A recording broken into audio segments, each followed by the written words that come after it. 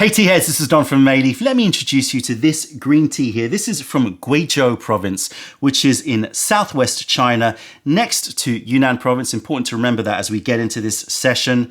And we have not purchased any Guizhou tea from my recollection before. And the reason for that is because we've always felt, or I've always felt, that the quality to price point on Guizhou tea is sort of off kilter.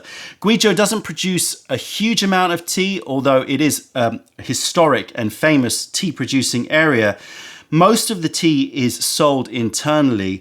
Because of the relatively small quantity, it commands a very high price. And I've always felt that the quality of the tea, whilst being very good, didn't quite justify the prices when we've tasted it over the years. But I've always been determined to keep persevering with Guizhou tea.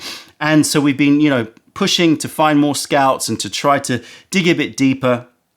And as I said, never purchased Guizhou tea before, was not planning on purchasing this tea, to be honest with you, because when this tea arrived, it was after I had selected and spent over my budget for green teas, for Chinese green teas. So I had sort of put a cap on it that I wasn't going to be purchasing any more green teas. This tea awkwardly arrived in my my sample collection. I tasted it. I enjoyed it very much. I thought it was a really interesting tea, and it got sort of put into my maybe pile, which was sort of like, I can't really afford more teas, more green teas, so I'm probably not going to buy it, but I'll just leave it here because I can't bring myself to put it in the no pile. And then a strange thing happened. Sort of every day I would sort of be tasting sessions, and this would always be catching my eye, and I would always want another session with it. And so I sessioned it a couple more times, I think about 3 or 4 more times over about of a week and a half period. And I just couldn't stop wanting to go grab it. And that to me was the signal, hey, listen, if you keep reaching into this maybe pile, then keep picking up this tea because you want to have a session with it. Not really because you're agonizing over deciding whether or not you're going to purchase it, but just because you wanted to have this session, then surely that's a symbol or a signal to you that you should buy this tea. So I contacted the producer. He had 15 kilos left, so I bought the lot. So we've got 15 kilos of this Guizhou green tea, which I find very, very fascinating. We're going to scope it quickly. So season, this is picked on the 25th of March, 2022. So it's a pre-Qingming, early spring picked green tea. The cultivar is from what they call the Zhongye, which is medium leaf. So if you take a look at the map of China, and you can see Guizhou is there in the southwest of China, next to Yunnan province. And if you imagine that generally on the east side of China, it's mostly small leaf varieties. And then as you move south and to the west, and you head into Fujian and you head into Guangdong province, then you're starting to get medium leaf varieties. And as you move across and you hit Yunnan province, then you're getting more of the big leaf varieties that are known for their pu'er teas and Assamica black teas from Yunnan. And as you move further west outside China, then you have large leaf Assam varieties. So generally that's the flow. Sichuan's a bit awkward, but so this is very sort of broad stroke, but generally there's a movement from the big leaf on the west, the small leaf in the northeast, and then in between you have this sort of hybridization. And I think this is what really has drawn me to this tea. It's a medium leaf. It's sort of in between pu'er Assamica large leaf and the sort of Dansong medium leaves. And I think that gives it a really interesting character, which we're going to get onto. The origin is from Huishui, from Xiaolong village in Guizhou in China.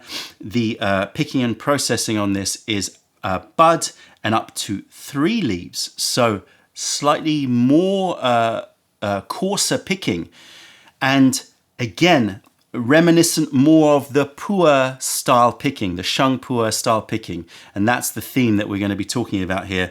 And this has been picked and processed by the BUYI tribe, which is why we've called this tea BUYI Kiss. And the reason for Kiss is, we'll get onto that. But BUYI Kiss, so the tribe, the minority group is the BUYI minority group in Guizhou, and producing this tea in a green tea style. So it's going to be pan baked. I wonder, I haven't gone to visit, but I wonder if they're pan baking a little bit more, again, similar to a Sheng PuErh. But I don't know that. We're going to have to sort of dive deeper if we want to go travel into Guizhou once China opens up again. Elevation is about 1,100 meters. So as I said, a bit of a tea that I wasn't planning on buying. We want to buy Guizhou teas. I've tasted Guizhou teas year in, year out, and they've always fallen in the no pile, mostly because of the fact, well, two reasons. Firstly, as I said, price to quality point, I feel like it's not balanced. In other words, very expensive, and this is an expensive tea. So very expensive teas, and even though they might be good, I can't justify that spend. Or I found that sometimes the teas which I like are a little bit too mellow, a little bit too gentle, and sort of lack impact. And that is not the case with this tea here.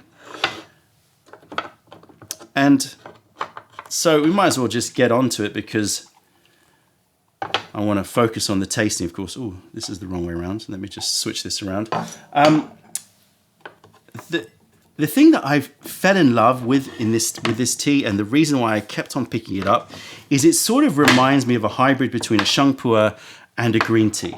And it has a character about it which I look for in all teas, which is a really strong character in the mouth. Not necessarily taste, although the taste is something that we're going to talk about, of course, but this distinct experience in the mouth, a feeling of fullness in the mouth, a mouth feel. You can talk about it in many different ways, and you often hear people talking about the quality assessment of Sheng PuErhs. One of the key quality assessments is the mouth feel, and the mouth feel on this I absolutely love. Let's look at the tea leaves.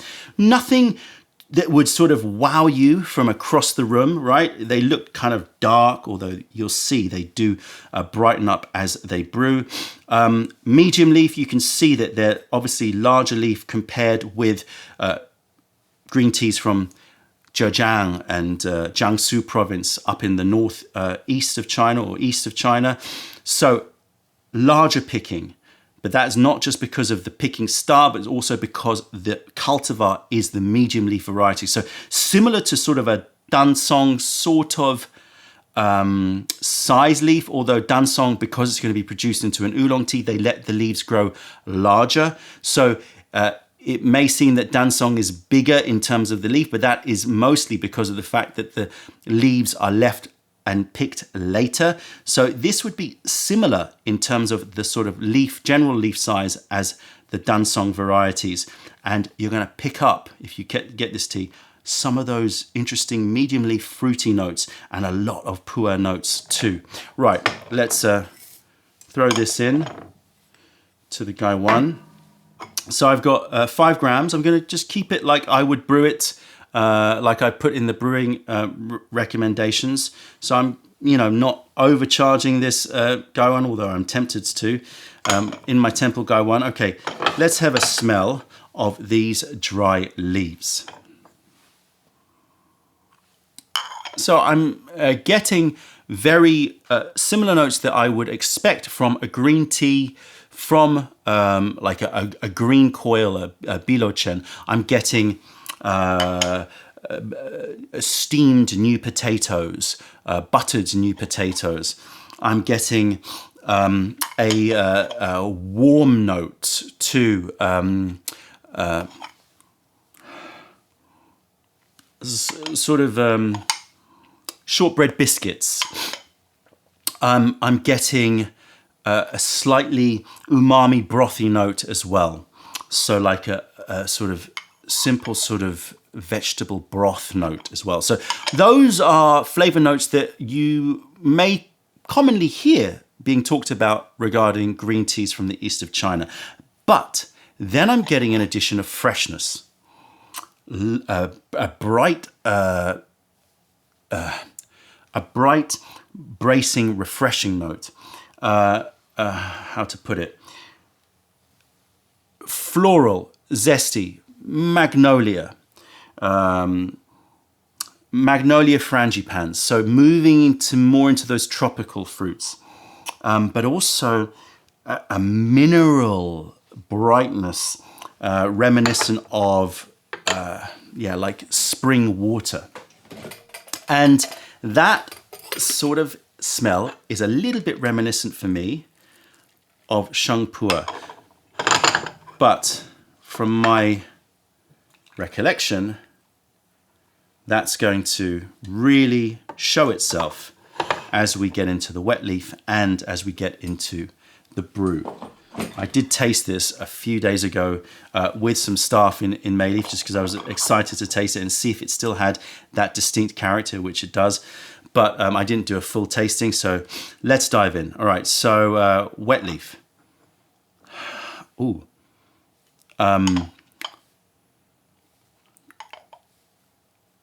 Tropical fruits, but spicy tropical fruits. So I'm picking up freshly grated turmeric, so fresh turmeric, bright orange. And I always associate fresh turmeric with those very orange mangoes, like Alfonso mangoes.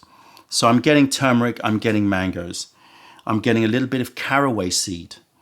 I'm getting a little bit of saffron. So these spices that are inhabiting mostly warmer, hotter climates. Now remember, northeast China, colder. Guizhou, Yunnan, southwest China, hotter. More of those hot country notes or hot region notes. I'm still picking up the warmth, but I'm picking up the warmth of like some steamed sponge cake, I guess, and some vegetable notes as well. That broth is there, like steamed courgettes, zucchini. I'm also getting like some more green herbs as well, like dill or gripe water. So it's this merging, this combination of the greens from northeast and east China. I say north, I mean obviously there's further north, but I mean north from Fujian.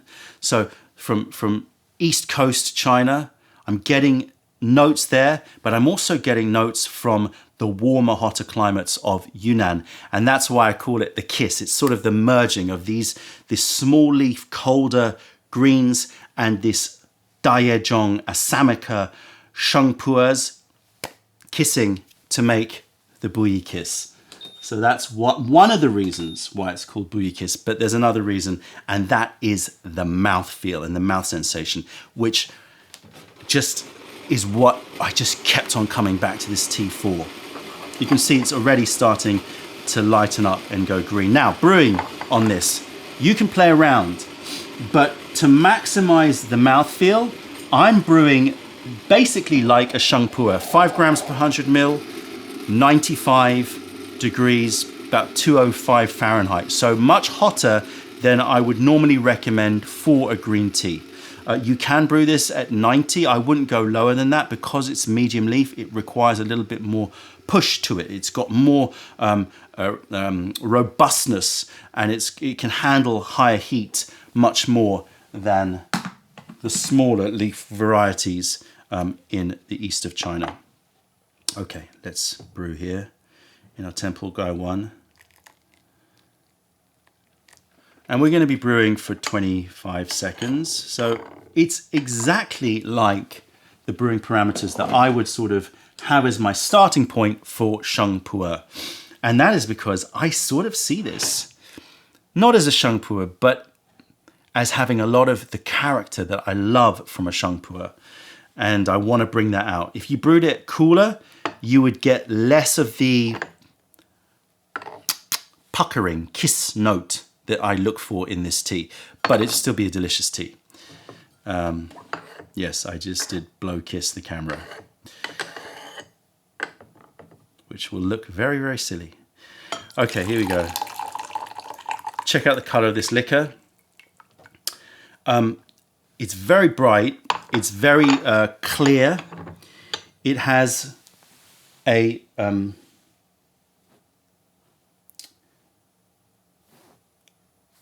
sort of cucumber green and gold quality about it. But it looks very bracing and bright with a lot of texture in there as well. See lots of hairs, which come from, you know, the young pickings, 25th of March, 2022. Right, here we go. Brewing in this new cup, which still hasn't landed, but will be incoming. So if you're watching this video a few weeks after it's released, then it probably will be in stock. Cheers, everybody. BUYI kiss from the tribes of BUYI in Guizhou province. Texture on this is medium, not going to be thick.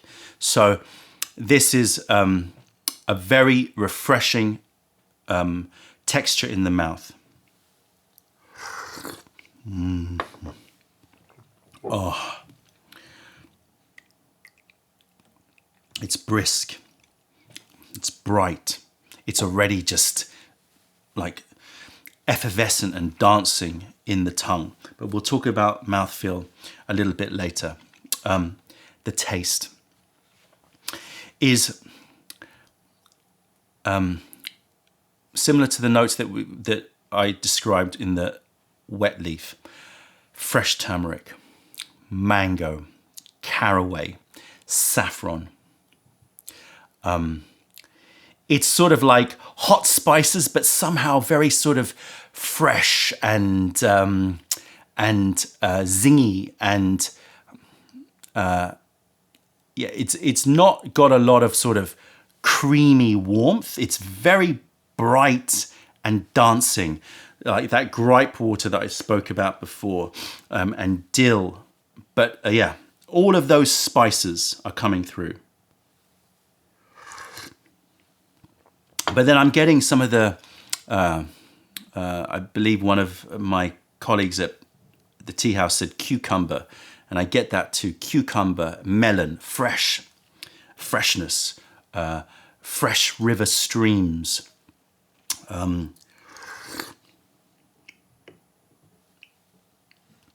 There is a savory note there, but it's much lighter than the very brothy notes of a bilochen. It's yeah, like a light vegetable broth.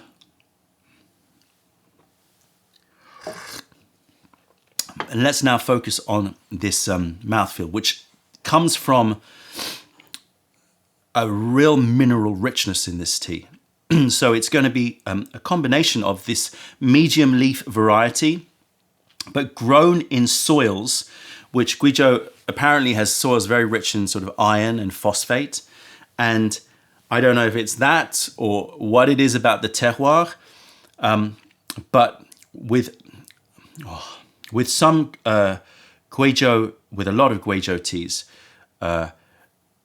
there is a distinct mineral, like, what would be the right mineral like talcum powder, so it's sort of mineral and sweet. There's also a little milkiness in this, just very, very gentle, like a sweet milkiness, but very, very light as well. And with Guizhou teas, what I know is that there's sort of like this divide where you either get teas which are a bit too mellow, a bit too sort of gentle, nice, but like you feel like you've got to really hit them like boiling water and just try and get stuff out of them because they're a bit sort of difficult in terms of getting impact. Or you get the opposite. You get these very fine sort of Maojian teas, which very much look like a bilochen, very wispy, very hairy, very sensitive, and can be almost too much, too punchy, too spiky, don't have enough elegance to them. Another reason why I don't purchase. Again, tastes lovely, but with that sort of spikiness, and you look at the price and it's like the same price as a Supreme Longjing or a Supreme Anji Baicha, you're like, yeah, or sometimes even more expensive than that. Okay, let's now dive into the mouthfeel. And if you are a lover of Sheng PuErhs, then this green tea, I think, will be up your alley because it really has this puckering. Now, it's not actually bitter. I mean, there's obviously a tiny bit. It would be sad if it didn't have any bitterness. There's a little bit there, but it's really not a bitter tea. But it has this not just pulling, drying sensation, because it's much more than that. It's like a buzzy, tingly sensation. It pulls, but then it releases, and it leaves you with this very vaporous, rising aromatic of like fresh cut green apples, green melon, very lovely fruity, that dansong, like some elements of those sort of fruity flavors that come from the medium leaf teas over in Guangdong, but also those fruity, notes that we love from fresh Sheng PuErhs. That's there. But then a flooding juiciness and a tingly, humming sensation in the mouth. Very difficult for me to put my, to sort of use language to describe that mouthfeel. But that mouthfeel is just what I look for in pretty much all of my tea selection. Is you can have flavor, you can have aroma, you can have even longevity. But if there's an emptiness in the mouthfeel, I'm always feeling a bit sad. And I would say it's one of the number one reasons why I reject a tea which I actually like the flavor of, is it's got a hole or an emptiness in the mouthfeel. And the flavors on this are delicious, but I kept coming back to it because I wanted this mouthfeel. And the feeling afterwards is just one of sweet freshness in my mouth. Like, it's the feeling I want in my mouth all the time, like the taste and the sensation in my mouth all the time when I'm not eating something. This feeling of freshness, like you've just sort of brushed your teeth and then rinsed it down. That feeling of it's cooling, it's minty, it's sweet, it's appley, it's melony, it's just a delight. The mouthfeel on this is just a delight. And if you brew it at 90, you're gonna pick up some of that, but not all of it. So brewing it hot like a pu'er, and this tea can handle it. It will, obviously if you push it with too long an infusion, it will start to bring out the bitter notes in the tea, but that's the same with all teas. It will handle it. And I would recommend, and in fact, I think when I write these brewing guides, I will put it at 95 degrees, because I think it just it makes the texture really shine through. Look at those leaves. Now you can start to see how green they are, and the picking is a beautiful picking. You really start to see. It's always amazing how you see these dry leaves and you're like, oh, whatever. You can't really see the picking, and then it brews out, and you go, wow. Look at that, bud in one leaf, like amazing. It's a really nice picking. So you can see very, very lovely picking here. Lots of buds, lots of young leaves. But they did say up to third leaf, which I always like when I hear that. It's like, okay. If the leaf is delicate enough, we'll go up to the third leaf, because we know that there'll be a lot of character and mouthfeel there. Second infusion. Yeah, this mouthfeel is just what I love. It's just immediate, buzzy, humming sensation on my tongue, and then immediately just floods my mouth with this green melon and green apple juiciness. Delightful. What a tea. And I'm so happy I picked it up, because it was sort of bugging me. I just kept on I was tasting thousands of tea, or close to 1,000 teas, maybe 40, 50 teas a day. But every time I passed the maybe pile and I saw this tea peeking out, I just was like, instinctively, I just wanted to brew it again. And sometimes sampling is like that, you know. You can do like a formal tasting, but sometimes I like to sample, and I just like to have teas just sitting. I've tasted it, and you know, and I thought, yeah, you know, maybe, and I just leave it there. But the one that I keep wanting to brew again, that's always a sign to me. It's like, oh, okay, why do you keep on picking that one that you want to brew again? And this one, it was like, I just want to pick it up and actually start a new session with it. And yeah, so it was just like this signal to me, okay, buy it. It's a pricey tea, but let's buy it. You know, I'm interested to see what you all think. I'm getting I talked about gripe water before, didn't I? Yeah, I'm getting a really like lovely little spiced water note. So even maybe a little bit of cardamom. It's got a really lovely, sweet, spicy note. Maybe even a bit of cinnamon in there. And I am getting that Eastern Chinese brothy, like steamed spinach, you know, note in there, and that cucumber note. But it's this marriage of the two, the kiss between the two. And the other reason why I call it BUYI kiss is because, as I said, it really gives you sort of a chewy, puckering sensation. I find myself sort of air kissing all the time when I'm drinking this tea. Right, let's smell this empty Gongdao Bei. Ooh, fruity, a little bit creamy, warm, sweet, boiled orange lollipops, or an orange ripple ice cream. So like orange and vanilla, like orange creamsicle, like sort of a vanilla ice cream rippled with like a cooked orange, puree. Oh, orange creamsicle. Again, this merging of the, I mean, you don't really pick up that kind of level of fruitiness in a raw, pu'er, empty Gongdao Bei. It's normally more in the sort of creams and confection. So it's just a lovely merging of different sort of flavor profiles. Right. Let me go through a few infusions, because that mouthfeel usually tells me that it's going to have quite a potent body sensation. Fifth infusion, I don't know how I look, but I feel pretty tea high at the moment. It has a very pu'er-like quality in the body sensation. So it's got that fresh Sheng PuErh quality. Heating.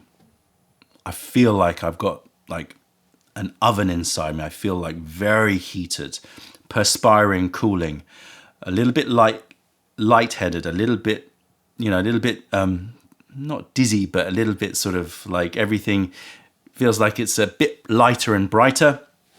Not particularly like hugely rushy, but certainly energetic, and definitely one notch up from your sort of average green tea from, east of China. In general, obviously every tea is different. The taste is, again, similar to a Sheng PuErh in that it will go for more infusions than your average green tea, because of the fact that when a small leaf green tea sort of has given up its like main event flavors, it's sort of like there isn't a huge, I mean, yes, it's still enjoyable to drink, but there isn't a huge amount of that sort of flavor that keeps you wanting to reinfuse. This one really has that pu'er quality in that as you brew into it, as it sort of reaches fifth infusion, it probably got up to like 8 infusions, the liquor becomes just like a sweet, refreshing, slightly spiced water. Again, gripe water just really reminds me of gripe water, which is like I think mostly made up of dill, but lots of different spices. Caraway is so prominent in my mouth, and I love caraway. One of my favorite seeds, and I think underused in cooking. I love rye bread for that caraway, and it sort of tastes like sweet caraway water, which sort of reminds me of why I would drink through a raw pu'er, just keep brewing it, because it just has that, it has a character to it. And the mouthfeel persists. That's the other thing. The minerality and this sort of buzzy sensation in my mouth persists through it. Let's look at the leaves. Yeah, I'm definitely feeling it. I feel like talking is becoming a little bit more difficult. Yeah, really interesting sort of picking profile on this, in the sense that it's unusual that you see a green tea medium leaf. You don't see this very often in teas from China or from the rest of the world, in fact. Maybe some Korean greens. Lovely picking, vibrant, pear and avocado kind of green notes. Very, very lovely picking, and certainly looks a lot more sort of impactful compared with the dry leaf, which looks a little bit sort of nondescript in a way. But that always goes to show the dry leaf it can give you some markers, but it really doesn't give you that much compared with all of the other quality markers. Cheers, everyone.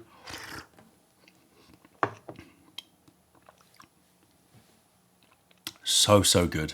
And I will just keep infusing this for at least 3-4 more infusions. And as I said, I would recommend brewing at a hotter temperature. Really test that out and get that amazing juicy mouthfeel.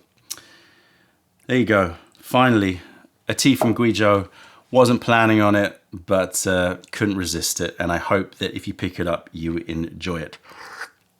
That's it, tea heads. Check out our other videos, taste our teas wherever you are in the world by browsing mayleaf.com, and come visit us if you're ever in London. Other than that, I'm Don from Mayleaf. Thank you for being a part of the revelation of true tea. Stay away from those tea bags. Keep drinking the good stuff and spread the word, because nobody deserves bad tea. Bye.